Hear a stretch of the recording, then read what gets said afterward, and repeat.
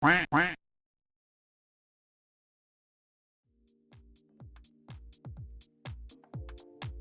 my friends and welcome to a new video. Today on the menu the CSL DD or GTDD base of Fanatec. When I first bought the base to review it, I bought the 5Nm one, and although I have to admit it is a brilliant base, I felt underwhelmed. Recently I had the possibility to buy a GTDD Pro with the boost pack and decided to test it again to see if it would change my mind about the DD base. To do this I had to race. I wanted a nice and heavy car but not too fast either, so my choice fell on the DeLorean again. The track where I would be testing is the Red Bull Ring.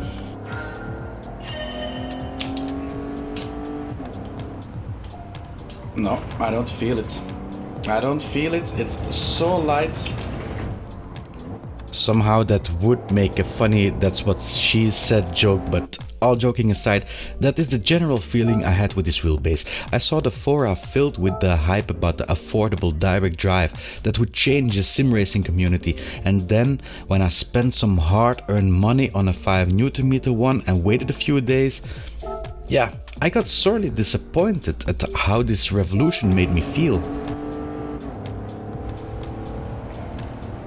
But in general, what the sensation that I have with the 5Nm base is that it is very light. It doesn't offer that much resistance. It's like I have an option in my real life car that you can make it easier, like that you can drive the car only with 2 fingers, and this is the same thing. It doesn't have that much, it doesn't struggle like it should. It is clean, I mean very precise. You can go through the corners, you can steer in quite well, aim quite well. The option in the Renault is called Comfort, and perhaps Fanatec should have called this the Comfort package. Even at high settings it is very comfortable to drive.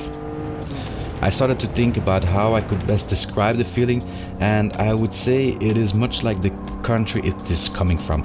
Efficient, but that was not what I was looking for in a car. I want my car to at least give the impression that it wants to dance with me.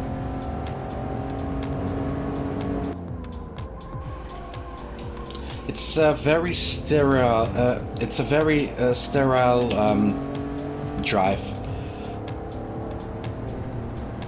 So this package sold for $6.99 plus shipping costs, and for this you got the package of the base, a 90-watt adapter, a steering wheel and pedals. It is still not possible to buy the base with the 90-watt PSU separately, so if you want to buy the 5Nm one, you will need to put up with that horrible piece of plastic and the basic pedals. They do have a CSL DD 5Nm base available, so I guess Xbox users got lucky here. However, there is a possibility to buy the 8Nm base and a 180-watt PSU separately without the steering wheel and pedals for €5.99 and €4.99 for the Xbox counterpart.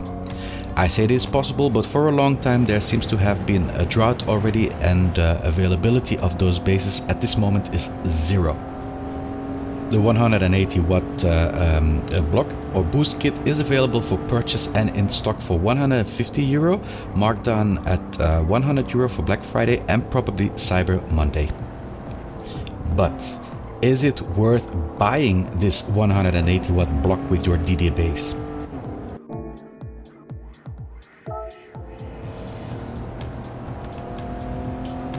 And then I boldly decided to put the ABS off.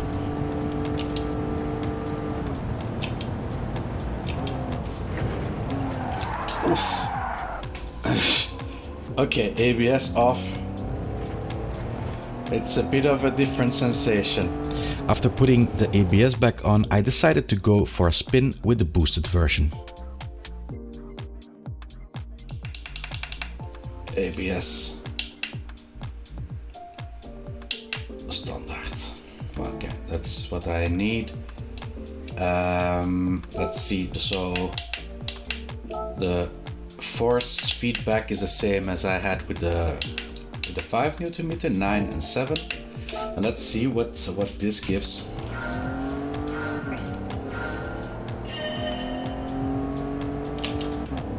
Oh yes, yes, yes. Immediately you feel it being more heavy. Immediately a world of difference between 5 Nm and 8 Nm. Unbelievable how noticeable it is.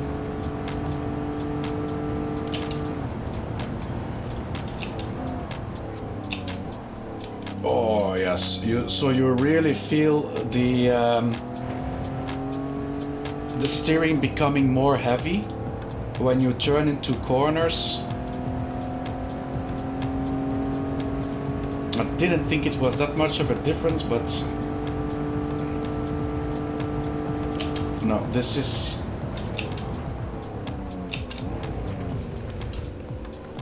still is very smooth. Oh yeah, and the bumps as well. You get a lot of a harder kick when you go over the bumps. By the curbs, I mean, not the bumps.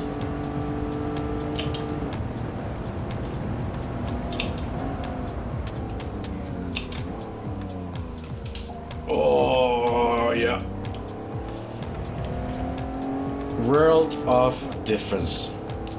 It's just 3 Nm, but this is absolutely insane what a difference it makes when you drive this. This is the higher torque, the more training you have for your arm.